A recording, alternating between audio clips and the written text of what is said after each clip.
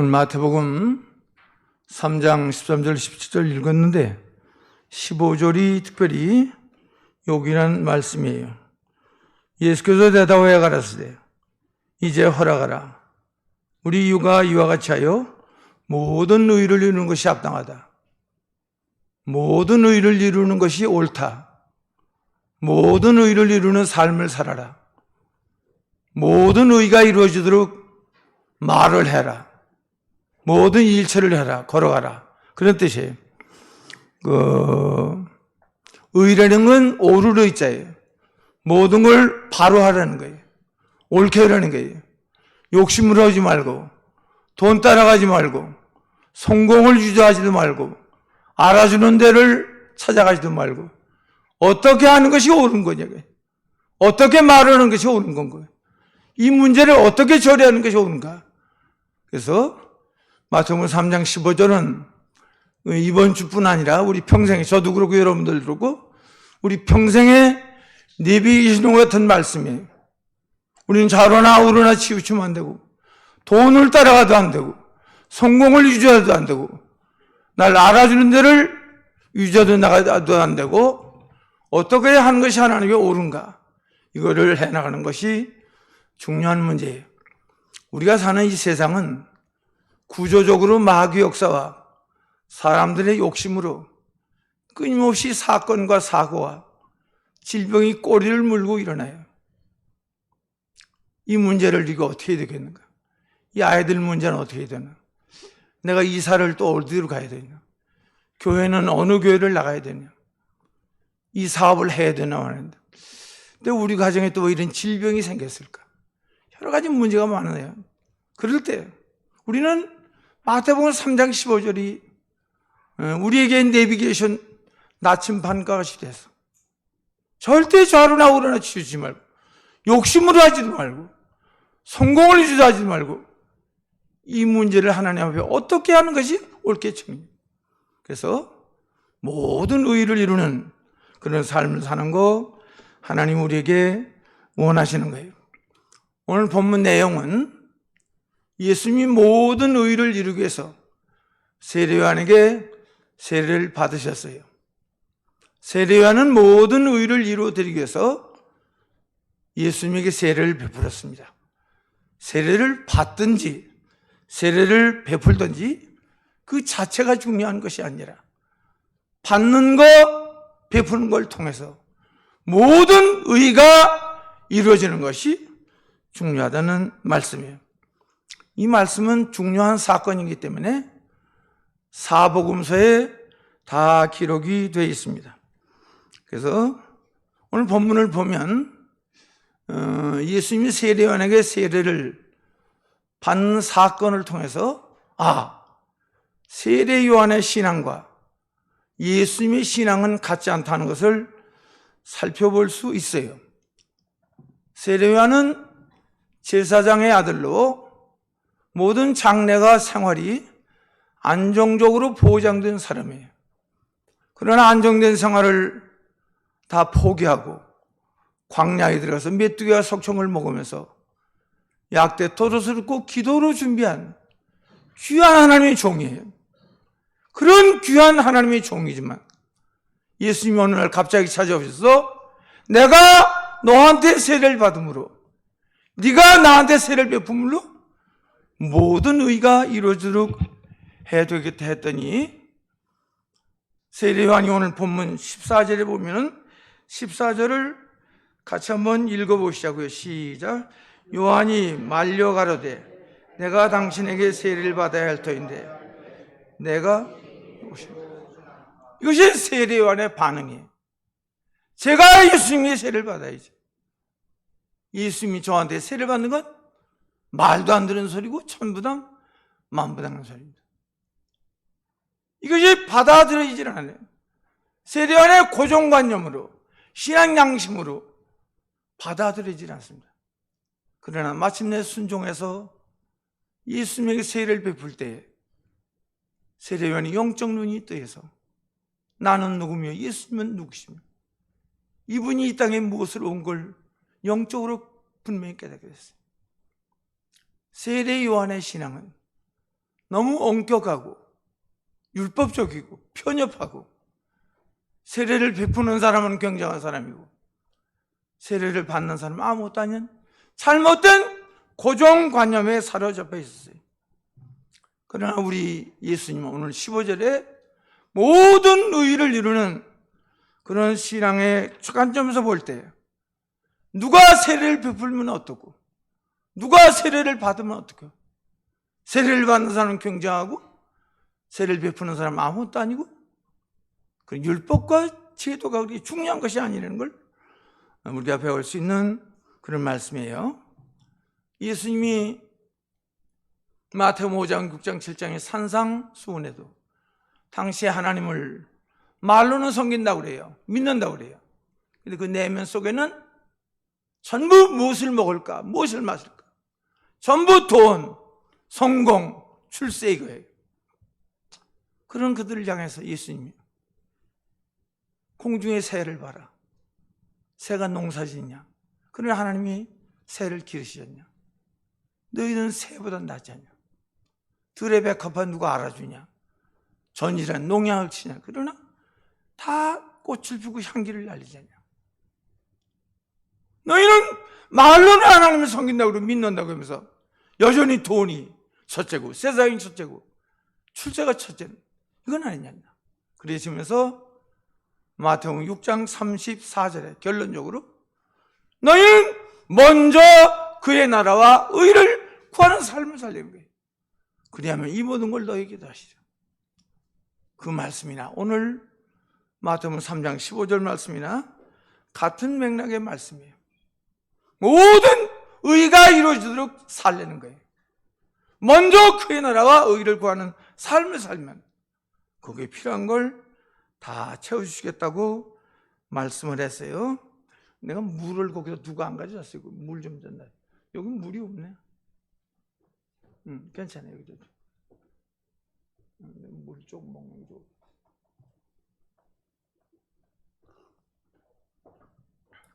그럼 오늘 본문에 예수님은 모든 의가 이루어지기 위해서 실제로 어떻게 하셨냐? 모든 의가 이루어지기 위해서 말로만 되나? 생각으로만 되나? 아닌 것 같아요. 오늘 본문에 예수님은 이렇게 하셨습니다. 13절을 같이 한번 천천히 한번 읽어보자고. 시작. 이때 예수께서 갈릴리에서 요단강에 이르러 요한에게 세례를 받고. 성경을 절대 대충 보면 안 됩니다. 토시 하나도 대충 보면 안 됩니다. 오늘 성경은 예수님은 모든 의를 이루기 위해서 갈릴리를 떠나서 요단강으로 가셨다고 그랬습니다. 신앙은 말이 아닙니다. 생각이 아닙니다. 신앙은 떠나는 거고 가는 겁니다.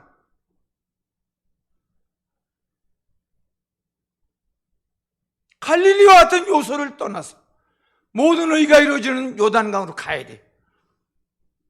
마가복음 1장 9절 누가 한번 읽어보세요. 마가복음 1장 9절. 갈릴리 어디를 떠나셨어요?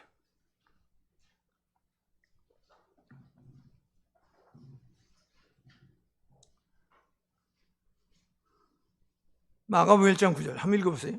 마가복음 1장 9절. 그때 예수께서 갈릴리 나사렛으로부터 와서 요단강에서 요한에게 세례를 받으시고. 마가는 갈릴리 어디를 떠났다? 나사렛을 떠났다. 나사렛은 예수님이 성장하신 곳입니다. 익숙한 곳입니다. 그 갈릴리 나사렛을 떠나서 요단강까지 얼마나 되는지 모르지만 북에서 남으로 결국 신앙은 떠나는 거고 가는 거예요. 신앙은 버리는 거고 낙하는 거예요. 모든 의가 이루어지는 건 말로 되는 게 아니래.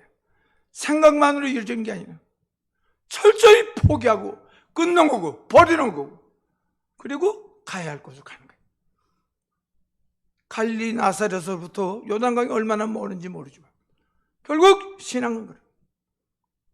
아브라함도 믿음의 조상이지만 창세기 12장에 보면은 75살까지 자기가 누군지, 왜 사는지, 자기가 뭘 해야 될 사람인지 전혀 동물의 삶을 살고 있었어요. 그런 아브라함을 찾아와서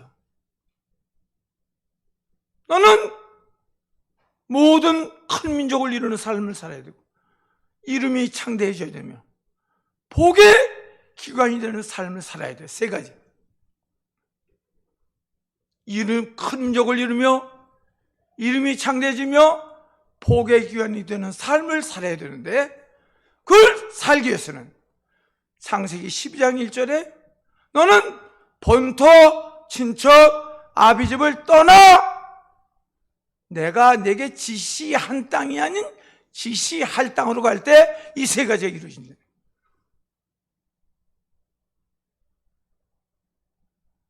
우리에게도 마찬가지예요. 이거 모든 이루어지는 건 끊어야 될 걸 끊어야 되는구나. 버려야 될 걸 버려야 되는구나. 잘라야 할 걸 잘라야 되는구나. 신앙은 포기고 신앙은 버리는 거고 자르는 거고. 그럴 때 갈릴리를 떠나서 요단강을 모든 의견을 주도록 할 수 있는 거예요. 그러면 예수님이 세례요한에게 세례받는 건 어떤 의미가 있는 것 같아요? 저는 한 네 가지 의미가 있다고 생각이 들어요. 첫째, 예수님은 창조주 하나님입니다. 그분이 모든 만물을 만들고 우리도 만들었어요. 창조주가 피조물에게 세례를 받은 거예요.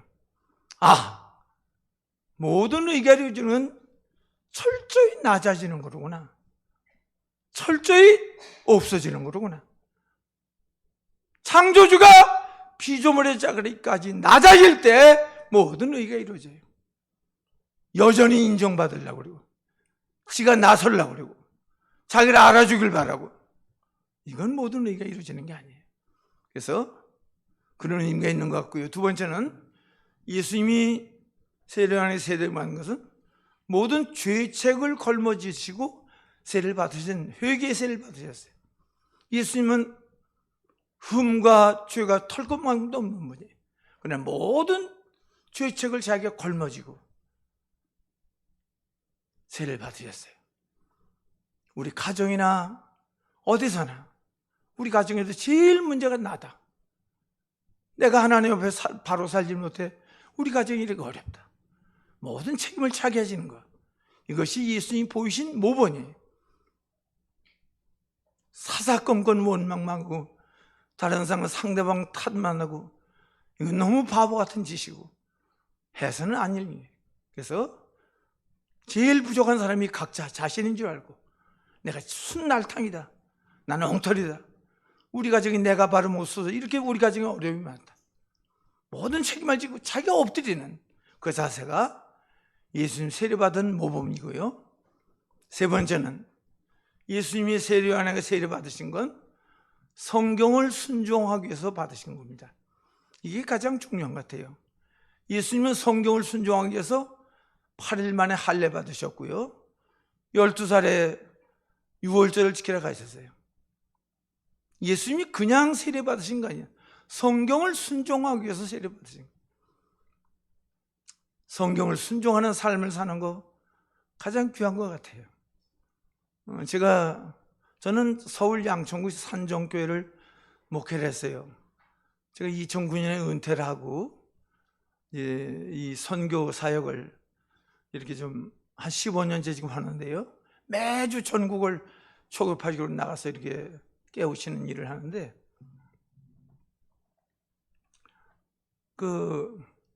댕겨 보면 좀 저희 교단은 뭐 아무것도 자랑할 것도 없고 부족하고 투성이지만 저희 교단은 너무너무 소중한 교단이에요. 이렇게 하나님 앞에 바로 살라고 몸부림치는 교단이 없어요. 이렇게 신앙을 지키는 교단이 없어요. 다 가보면 병 났습니다. 뭐 부자 됩니다. 방언합니다. 뭐 이게 교회인지 아닌지 몰라요. 성경을 가르치질 않아요. 그래서 내가 그들에게 교회를 크게 하든 작게 하든 성공하겠다는 생각 그만두고 성경을 좀 가르쳐라. 당신이 먼저 성경을 좀 많이 보고 많이 읽어라. 그리고 성경을 가르쳐라. 그리고 성경에 교인들이 신앙이 서야 그 사람도 살고, 이게 진짜 하나님 원하시는 거다. 전부 사람 속에 바람을 집어넣어가지고 그냥 아무리 교회 다니는 성경을 성경 깡통이 깡통. 그래서 제가 15년을 다니면서 외치는 가운데 한 가지가 성경으로 돌아가자. 잘 아는 말 한번 다 해보죠. 같이 성경으로 돌아가자. 영어로 이걸 Back to the Bible이라고 합니다. 성경으로 돌아가자. 딴짓 하지 말고 성경을 가르쳐. 성경을 서게 만들어 성도들 알고. 교회는 성경을 가르쳐야 교회가 돼. 다른 방법이 없어. 숫자가 많은 게 성공한 거예요? 아니잖아. 그래서 저는 김현목 목사님 때부터 아현교회를 다닌 사람인데, 그 할아버지 목사님이 80에 돌아가셨는데 늘 강대상에서 양심을 똑바로 써라, 상가 조심해라, 일심정령을 기르는 게 늘 말씀하신 게 그냥 귀에 못이 박힐 정도로 들었어요. 저희 교단은 정말 소중한 교단입니다. 이렇게 하나님 앞에 몸부림치는 교단이 없어요. 그래서 우리가 주일 철저히 지켜야 되고요. 주일은 토요일 날 다음 날이 아니에요. 주일은 특별한 날이고 존귀한 날이고, 이사야 58장에 보면 주일 잘 지키면 주일을 어떻게 지키는 거 그 다시 나와 있잖아요. 주일 잘 지키고 11조 생활 꼭 하셔야 되고요. 또 양심의 가치에 살아야 되고, 성경을 많이 봐야 돼. 평신도도 1년에 신격성에 한 번은 봐야 돼. 한 번 안 보면 순날탕이야. 그 순날탕. 그건 엉터리야, 엉터리. 이 목사는 최소한 신구약 성경 100번은 읽어야 돼. 100독은 해야 돼. 그래도 모르겠어. 나는 모르겠더라 해보니까. 나도 성경이 오늘 이거 많이 가르친 본문인데, 이거 오늘 가르치려고 새벽부터 일어나서 이게 성경이 구멍이 뚫어져도 읽어봤어요. 성경이 구멍이 뚫어져도 읽어야 돼. 성경이 미쳐야 돼. 성경에 사로잡혀야 돼. 성경을 가르쳐야 돼. 예수님이 세례요한에게 세례하는 것은 성경을 순종하기 위해서 한 거에서, 저도 그러고 여러분들도 우리는 성경이 가라는 데까지 가고, 성경이 서라면 서고, 성경이 죽으려면 오늘이라도 천국 갈 생각 가지고 나가는 거 중요한 것 같고요. 한 가지 더 말씀을 드린다고 하면, 예수님이 세례요한에게 세례받으신 건 모든 사람에게 본을 보기 위해서 받으신 거예요. 예수님이 33년밖에 못 살았어요. 한 청년 때 돌아가셨어요. 제가 육신의 나이로는 예수님보다도 많은데, 참 예수님은 정말 닮고 싶은 분이에요. 그분의 인격에 다 꼬꾸라져. 우리는 죽어. 그분같이 산 분이 없어. 그분은 정말 본받고 싶어요. 예수님은 우리에게 영원한 모범이야. 모범 답안이야. 그래서 우리도 예수님같이 말하고 예수님같이 생각하고, 오늘 찬송도 그런 찬송을 많이 부르네, 이 교회 와보니까. 그래서 우리가 만나면 좀 기분 좋은 사람이 돼야 돼. 우리 각자가. 그리고 또 만나고 싶어야 돼. 그리고 그분을 만나면 힘이 생겨. 주먹이 쥐죠. 이거 우리가 해야 할 일이에요. 그래서 저는 이 본문을 통해서 한 4가지, 창조주가 피조물에까지 낮아져야 되고, 모든 죄책을 걸머지는 거고, 성경을 순종하는 거고, 본이 되는 거, 그런 면이 있는 것 같아요. 그러면 오늘 본문의 중요한 단어는 모든 의. 한번 해봅시다. 모든 의. 영어로는 all righteousness. 모든 의가 무엇이냐 그야. 모든 의가 도대체 무엇이냐. 모든 의는 절대 의식과 제도를 초월하고 어떤 것에서 절대 제재를 받지 않는 건데, 오늘 요 모든 의가 깨달아져야 돼요. 모든 의는 하나님의 뜻입니다. 뭐예요? 하나님의 뜻이에요. 하나님의 뜻을 이 땅에 이루어 드리기 위해서 우리가 이 땅에 사는 거예요. 하나님의 뜻을 이루어드리고 우리의 삶의 목표예요. 모든 의는 하나님의 뜻입니다. 예수님도 주기도에 뜻이 하늘에서 이룬 것 같이 땅에 이루어지도록 기도하려는 거예요. 우리 기도 제목이에요, 이게. 그러면 모든 의는 어떻게 생겼나? 이렇게 생겼어요. 빌립보서 1장 10절 한번 읽어보세요. 잘 들으세요. 빌립보서 1장 10절. 빌립보서 1장 10절. 너희로 지극히 선한 것을 분별하며 됐어요. 다시 한번 천천히 또박또박 읽어보세요. 너희로 지극히 선한 것을 분별하며 어떤 사람이 되라? 또 어떤 사람이 되라? 지극히 선한 것을 분별하는 삶을 살려는 거예요. 무슨 선? 무슨 선? 지극히 선한. 빌립보 1장 10절에 의해서 하나님의 뜻은 지극히 선한 겁니다. 우리 예수를 믿는 사람이 지향해 나가는 방향은 지극히 선한 것을 지향해 나가는 거예요. 그러면 이 모든 의를 이루어지는 건 시효가 언제 끝나나? 2달이면 끝나나? 1년이면 시효가 없어지냐? 아닌 것 같아요. 베드로후서 3장 13절 한번 읽어보세요.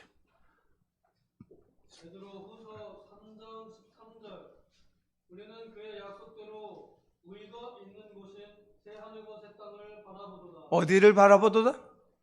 새 하늘과 새 땅. 그걸 한문으로는 뭐라 그러죠? 신천신지. 새 하늘과 새 땅, 신천신지. 우리가 저도 가고 여러분들도 가실 거 아니에요? 가는 거예요? 가봤더니 뭐밖에 없어? 의가 거하는. 아무것도 없네. 아무것도 없네. 이거는 영원히 남는 겁니다. 모든 의 하나님의 뜻은 지극히 선한 거고 영원히 남는 거예요. 하나님의 나라가 이 모든 의 위에 세워져 있습니다. 모든 의는 우리 실제 생활 속에서 이루어져야 돼요. 예레미야 5장 1절에 보면은 예루살렘 거리에서 공의를 행하며 진리를 구하는 한 사람을 찾으면 내가 이 성을 사하리라 그랬어요. 예수님이 하나님이 의를 찾는 장소는 예배당이 아니라 거리, 실제 사건, 상거래 속에서 네가 양심을 쓰냐 모든 걸 바로 공의를 행하며 진리를 구하는 사람을 찾으시는 하나님이세요. 그래서 오늘 본문 마태복음 3장 15절 특별히 세자 모든 의 요거 좀 남았으면 좋겠어요. 모든 의는 하나님의 뜻이에요. 이건 지극히 선한 거예요.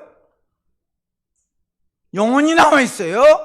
하나님 나라가 그 위에 세워져 있어요. 이건 실제 사건 속에서 모든 의를 이루어 드려야 돼요. 그러면 본문 조금 더 생각해 보면 모든 의를 이루어 드렸더니 어떤 결과가 왔나? 16절, 17절에 몇 가지 결과가 왔네요. 몇 가지 결과가 왔어요. 16절을 조금 같이 한번 읽어보시자고. 시작. 예수께서 세례를 받으시고 곧 물에서 올라오실새 하늘이 열리고 오! 되네! 다시 한번 읽어보자고. 시작. 예수께서 세례를 받으시고 곧 물에서 오실 때 하늘이 뭐가 열렸어요? 하늘이 열렸어요. 도봉교회도 하늘이 열려야 살아. 여러분들 가정에도 하늘이 열려야 돼. 여러분들 직장이나 회사가 하늘이 열려야 돼. 다치면 죽어.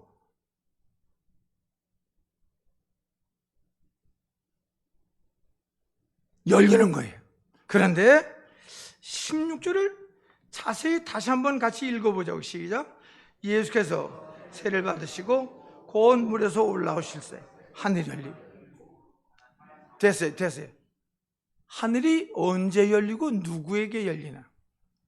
16절에 언제 열리고 누구에게 열리나? 모든 의를 이루는 당사자 예수님이에요. 시간적으로는 곧 두 가지. 모든 의를 이루는 당사자의 그 가정에, 그 교회에 열리고 곧 즉시 열려요.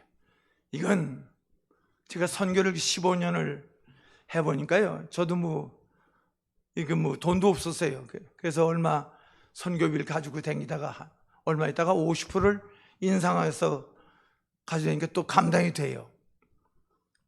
2년 전인가 3년 전서부터는 코로나가 극심해, 다 가게 문 닫고 직장도 못 다니는데 죽으면 죽자 하고 또 50%를 인상했어요. 오늘 이거 가져왔어요. 근데 해보니까요, 하나님은 살아계시더구만요. 하나님에게는 불경기 없다고. 불경기 없어요. 수많은 까마귀들이 지금도 제가 살아보니까 이게 그냥 선교비가 넘쳐 흘러요. 주는 교회를 이길 장사가 없어. 내가 살아보니까 우리 산정교회는 제가 목회할 때 늘 주는 교회가 됐어요. 돈이 한 번도 모자라 본 적이 없어요. 제가 은퇴하고도 이걸 선교를 해보니까 선교비가 넘쳐 흘러요. 모든 의를 이루면 뭐가 열려요? 하늘이 열려. 근본 문제가 해결돼. 우리는 하늘이 닫히면 죽어. 하늘이 철이 되고 땅이 노시 되면 살 장사가 없어. 열린다는 말은 중요한 문제예요. 이 도봉교회 온 성도들, 여러분들 가정에도 금년 한 해 뭐가 열려야 돼? 하늘이 열려야 돼. 하나님하고 소통이 이루어져야 돼. 하나님의 은혜가 임해야 돼. 신령한 교제가 이루어져야 돼. 각양 좋은 은사와 온전한 선물이 위로부터 빛들의 아버지께로 오는 거예요. 그래서 하늘이 열리는 거 중요한 것 같아요. 한번 살아보세요. 무슨 놈은 불경기야. 뭐가 안 돼? 네가 뭐가 없다고 하면 믿음이 없어. 너 순날탕이야. 하나님의 달라붙어 해봐. 제가 이거 은퇴하고 살아보니까 넘쳐 흘러요. 넘쳐 흘러. 우리가 샌드위치를 일의 표적, 일의 선교회인데 일에서 샌드위치를 만들어가지고 이걸 15년을 가지고 다니는데 여긴 숫자가 많아서 오늘 못 만들어갔어요. 한 100명까지는 만들어가는데 일부에 2부에 130명이 나온 데서 목사님 못 만들어갔는데 지금 못 가져왔는데 언제 여러분들 대접할 기억했는지 모르겠는데 한 번 잡수면 중독돼. 일회표 샌드위치. 이게 시중에서 파는 거 그런 게 없어요. 이것도 그냥 우리 생활비에서 만드는 건데 희한해. 하여튼 한 번에 중독이 돼버리고 말아. 이걸 해보니까 하나님의 일은 목숨을 걸고 해보려는 일이야. 이건 되더라고. 해보니까 되더라고. 그래서 하늘이 열리고 하나님의 열리는 거예요. 마가복음 1장 10절을 같이 한번 읽어보자고요. 이 똑같은 사건을 마가는 어떻게 기록했냐면 마가복음 1장 10절 우리 같이 한번 읽어보자고요. 시작. 이곳에서 하늘이 갈라진 됐어요. 다시 한번 거기까지 다시 한번 읽어보자고. 시작. 곧 물에서 올라오실새 하늘이 갈라진과 마가는 이 사건을 하늘이 어떻게 됐다? 갈라졌다. 물론 열렸다는 말이랑 비슷할 것 같아요. 모든 의를 이루어드리면 하늘이 열리고 하늘이 갈라집니다. 우리 앞에 홍해와 같은 난관이 있어도 많은 땅이 되게 만드십니다. 태산이 물러가서 평지가 됩니다. 우리 하나님은 하늘이 열리고 갈라지게 할 수 있는 그런 능력이 하나님이 우리 친아버지입니다. 우리 그의 자녀들입니다. 제가 오늘 하나님, 우리 아버지 자랑하려고, 하나님 소개하려고 제가 오늘 온 거예요. 이사야 41장 한번 읽어보죠. 이 성경도 참 좋더라고요. 이사야 41장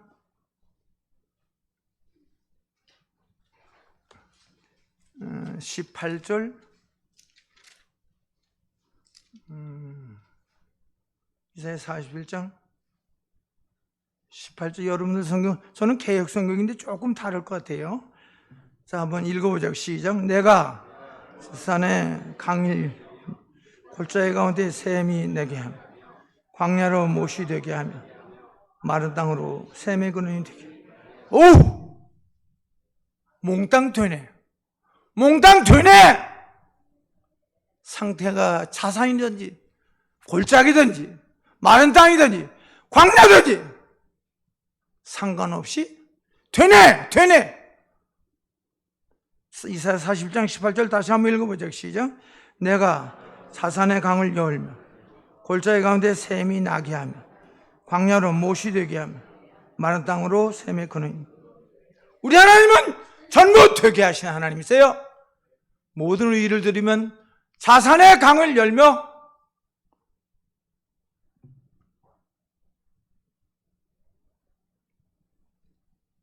샘이 나게 하며 골짜기 가운데 샘이 나게 하며 광야로 못이 되게 하며 마른 땅으로 샘의 근원이 되게 하시는 하나님이세요.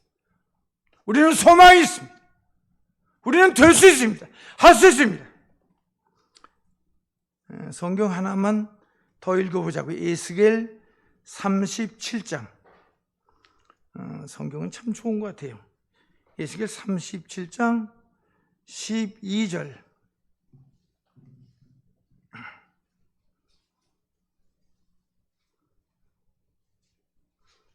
에스겔 37장 12절. 다 찾으셨어요? 읽어보자고. 시작. 그러므로 너는 대하여 그들에게 이르기를 주 여호와의 말씀에 내 백성에게 내가 너희 무덤을 열고 너희로 거기서 나오게 하고 이스라엘 땅으로 들어가게.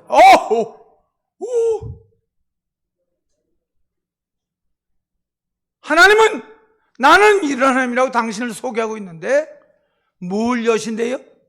무덤을 열고. 두 번째는 거기서 어떻게 해요? 나오게 하신대요. 나온 그들을 어디로 들어가게 하신대요? 이스라엘 땅. 열고 나오며 들어가게 하시는 그분이 우리 친아버지입니다. 무덤을 열고 거기서 나오게 하고 이스라엘 땅으로 들어가게 하시는 그 하나님이세요. 이사야 43장 19절 20절에 이사야는 하나님의 새 일을 하나님 하시는 하나님을 소개하고 있어요. 광야의 길을 사막의 경을 내시는 하나님이세요. 그래서 저도 그렇고 여러분들도 그렇고 우리가 이 땅에 얼마나 더 남아있겠는지 알 수 없지만 늘 남은 하루를 살아도 언제나 하늘이 열리는 하나님의 소통이 이루어지는 하나님의 은혜가 임하는 우리 기도가 하나님께 상달되는 이런 멋있는 귀한 삶을 우리가 살아드려야 되겠어요. 그 다음에 16절에 보니까 이런 결과도 왔네요. 16절을 같이 한번 읽어보자고. 본문 시작. 예수께서 세를 받으시고 고운 물에서 올라오실새 하늘이 열리고 하나님의 성령이 비둘기같이 내려 그 위에 임하심을 보시다. 뭐가 임했어요? 성령이 임했습니다. 성령이 감동이 임했습니다. 성령의 역사가 임했습니다. 성령의 인도가 임했습니다. 예수님에게 임했습니다. 예수님이 성령 충만한 은혜와 진리가 충만한 사람이 됐습니다. 목회 실력으로 하는 거 아니에요? 머리로 하는 거 아니에요? 성령의 붙들려야만 목회를 할 수 있는 거예요. 그래서 이건 모든 의를 이루어드릴 때 실제로 성령 충만한 사람이 되는 거예요. 이사야 11장 2절 한번 읽어보세요.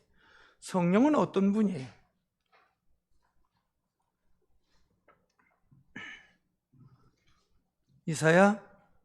내가 이사야라고 그랬죠. 이사야 11장 2절 읽어보세요.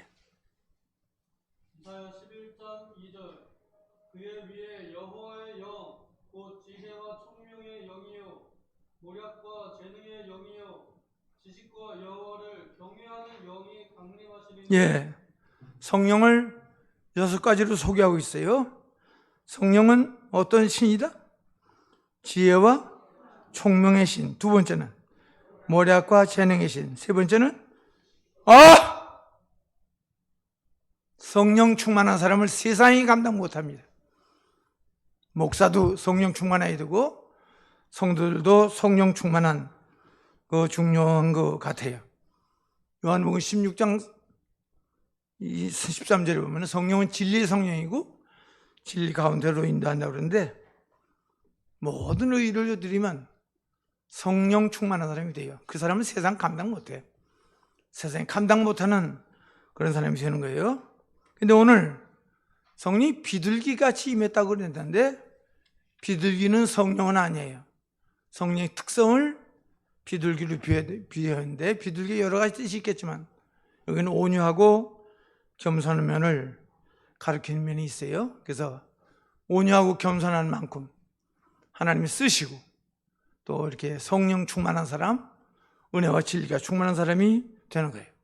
이 두 가지만 해도 하늘이 열리고 성령 충만한 사람이 되는 거예요. 이건 되는 거 아니에요. 그 다음에 17절에는 오늘 본문에 이런 결과도 왔네요. 17절 같이 한번 읽어보자고. 시작. 하늘로서 소리가 있어 말씀하시되 이는 내 사랑하는 아들이요 내 기뻐하는 자라 하시네. 하나님은 무슨 대상자? 무슨 대상자가 됐어요? 사랑의 대상자. 또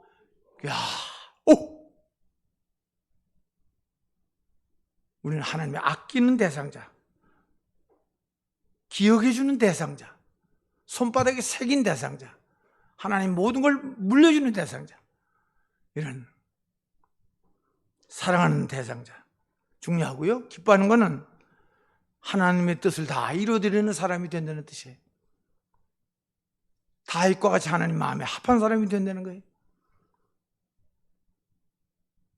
우리가 큰 일을 못해도, 굉장한 걸 못해도, 저도 그렇고 여러분들도 그렇고 좀 하나님의 마음에 합한 사람이 돼서 살다가 세상을 떠나면 좀 좋겠어요.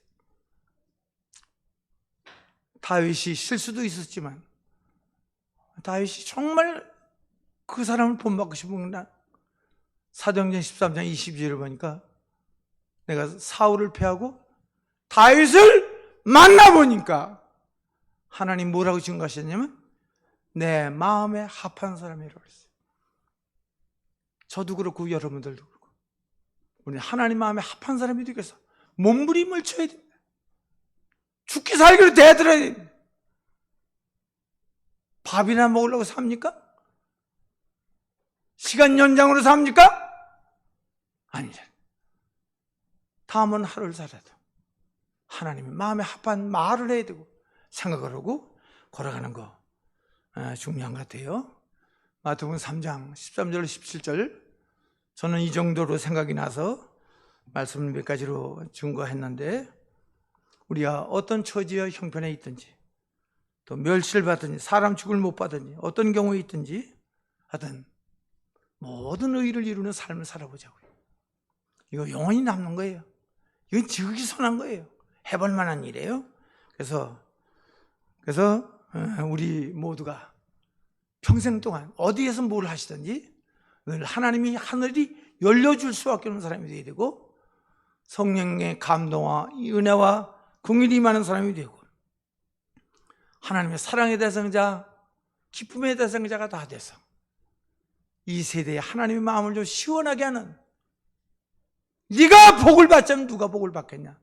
너 가정이 복을 받자면 누가 받겠냐? 이 교회가 복을 받자면 누가 받겠냐? 그런 대상자가 돼서 자신도 매일매일 보람 있게 살고 하나님 앞에서도 영원히 영광 돌리는 멋있는 삶을 좀 살아야 됐으면 좋겠어요. 기도하시겠습니다. 모든 의를 이루어드리는 삶을 사신 예수님, 이 세상은 구조적으로 마귀 역사와 사람의 욕심으로 끊임없이 사건과 꼬리를 물고 일어나고 질병과 어지러운 일이 계속 가운데 있는데 이때 절대로 성공을 따라가지도 말고 사람을 따라가지도 말고 돈을 따라가지도 말고 이 문제를 어떻게 하는 것이 하나님의 옳은가를 어떻게 하는 것이 옳은가를 생각하면 몸부림치는 우리 모두가 되도록 인도해 주시옵소서. 예수님은 모든 의를 이루어드리기 위해서 갈릴리 나사렛을 떠나 요단강으로 갔다고 했사오니 우리 모두에게 갈릴리 나사렛이 각자 무엇인가를 깨달아서 거기를 떠나서 끊고 버리고 모든 의가 이루어지는 요단강으로 가는 우리 모두가 되도록 인도해 주시고 모든 의는 하나님의 뜻이고 지극히 선하고 영원히 남아있다고 했으니 이 한 가지를 위해서 몸과 마음을 다 바쳐 이루어지는 삶을 사도록 인도해 주시옵소서. 모든 의를 이루어드리면 하늘이 열리고 성령의 역사가 임하며 하나님의 사랑의 대상자 기쁨의 대상자가 된다고 했으니 이 말이 평생을 심령을 주장하고 가정을 주장해서 살아나는 성령의 은혜가 임하는 거룩한 역사가 임할 수 있도록 역사해 주시옵소서. 예수님의 이름으로 기도하옵나이다. 아멘.